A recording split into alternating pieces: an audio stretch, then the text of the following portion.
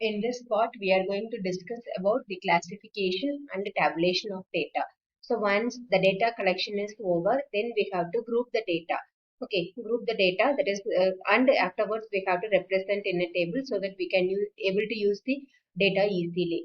Okay, so the process of arranging data into groups or classes according to the common characteristics possessed by individual items is known as classification. Okay, so classification means grouping of data or otherwise arranging the data into groups or classes. That is called classification.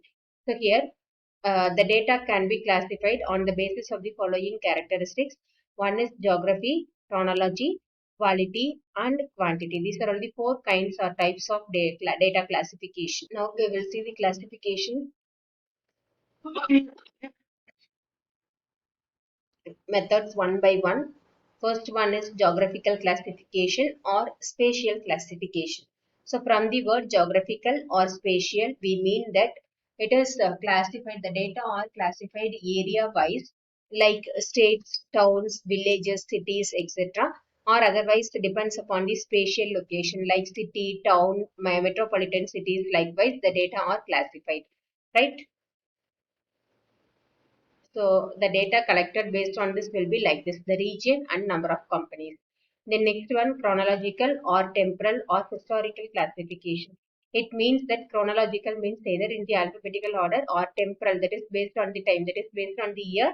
We are collecting the data, that is we are grouping the data. It is called as chronological or temporal or historical classification. So the data collected or classified will be in this form, region and that is it is not the region, the period. Okay, time period and the number of companies. Okay, so the data collected will be in this form. Third type is qualitative classification. Here the data are classified based on the attributes or characteristics. Okay, so it is based on the quality we are calculating. So it depends upon the characteristics. For example, gender means we have only two characteristics, like one is male and another one is female.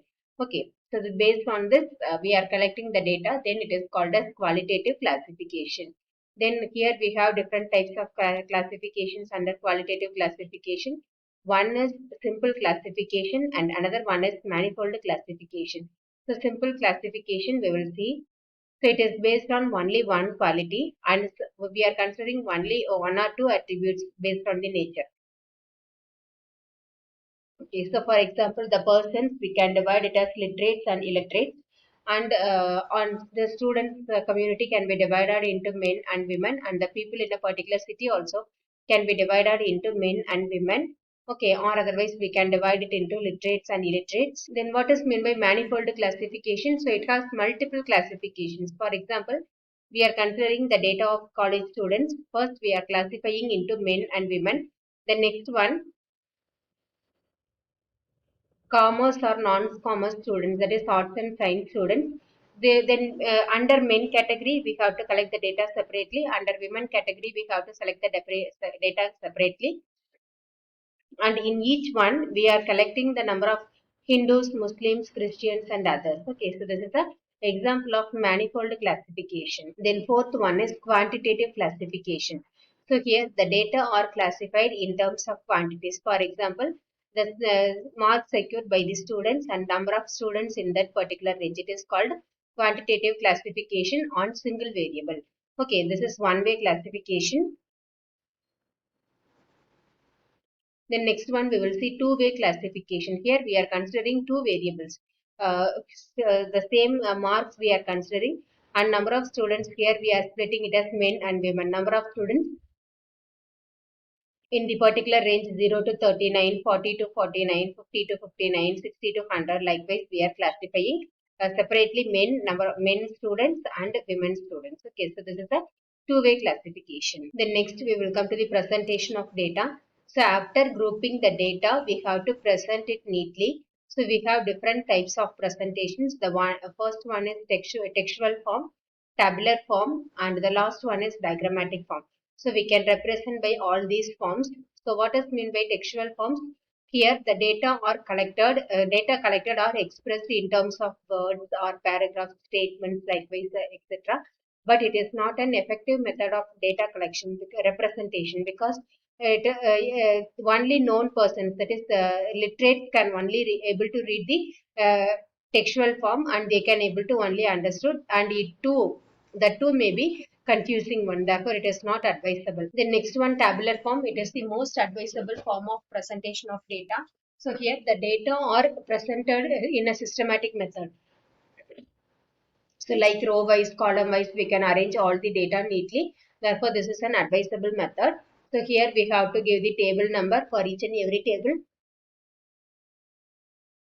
We have to represent the table with suitable title, so that by the reading the title itself, we must able to understand what is given in the table. Okay, then captions like subheadings in the columns are called captions. So column subheadings we have to give, and stubs. Stubs means row headings. Okay, so these are all the things we have to consider. Then footnote, head note. So head note means it is just a small short explanation about the data collection, data collected. Then body part. So here all the data are represented. And footnote. So it contains the notes related to title or captions. Okay. Then box head. So here box head means the upper part of the table, which includes columns and subcolumns. This is called the box head. Okay. So among the methods, tabular form is most advisable. And here one more difficulty we have is only literates can able to see, but the person who are going to see the table can understand the data easily. Okay, what they are representing. So next one, we are going for the diagrammatic representation of data. So it is the most attractive way, but the drawback is through diagrams we are comparing the data, so we couldn't able to identify the data, what actual data is. Okay, so that is the drawback of diagrammatic representation. So here we can represent the data by using three types of diagrams. One is line diagram, next one is bar diagram, and third one is circle diagram. So what is line diagram? So it is, otherwise we can call it as histogram. So it is represented, the data are collected over a period of time as represented, and it is represented by lines. And we have different types in line diagram. First one is simple line diagram, that is only one line we are drawing to represent the graph. The next one, multiple line diagram. Suppose if we are comparing more than one data, then we can go for the multiple line diagram. Next one is compound line diagram. So in that case, the data given is subdivided into two or more types of data. And this one are like subdivided bar diagram, the compound bar line diagram comes. Next, we will come to the most interesting one, bar diagram. So it is the simplest technique of representing the data. So how do you construct a bar diagram? So we have to first draw the two perpendicular lines intersecting each other point at a point O. The vertical line is the y-axis, and the horizontal line we are taking it as the x-axis. And we have to fix the suitable scale depends upon the data given. Then on the horizontal line, we have to draw the bars at equal distance with corresponding heights. And the space between the bars should be equal. Then what are the properties? Each bar or column in a bar graph of equal width. So width of the bars must be equal, and the base for the bars must be common. The height of the bars, it depends upon the data, it may vary, and the distance between each bar is same. And next come to classification. So here we have two classifications. One is horizontal bar diagram and another one is vertical bar diagram. So in the horizontal bar diagram, the horizontal rectangles are or bars are presented in the horizontal wise, and in the vertical bar diagram, the bars are presented in the vertical. Next, we will come to the types of bar diagrams. So here we have different types. We will see one by one. First one is simple bar diagram. So this is the example of a simple bar diagram. Here you just look at this. The width of the bars are equal, and the height may vary depends upon the values, and the scale is fixed in the x-axis as well as in the y-axis, and the distance between the bars are also equal. Okay, so this is the simple bar diagram. So next one is multiple bar diagram. Here two or more set of data are compared through the bars. That is called as multiple bar diagram. So here we are given with the example, draw a multiple chart to represent the import and export of Canada. for the years 1991 to 1995. So for the 5 years, we are comparing the import and export of the country Canada. In dollars, we are measuring. Okay. So these are all the data given. So for the year 91 to 95, the import quantity and the export quantity are given. We have to represent these things through multiple bar charts. So how do you compare for each and each and every year we will consider the import and export, and the import we are representing through yellow bars and the export we are representing through green bars for the years 91 to 95, and the years are taken in the x-axis and the import and export quantities are measured in the y-axis, and the scale we are considering is 1 centimeter equal to $2,000. Okay, so based on the data in the above table, we are representing the bars. Next one, subdivided bar diagram. So here the component or otherwise we can call it as component bar diagram. Here the data are divided in a single bar itself. Okay.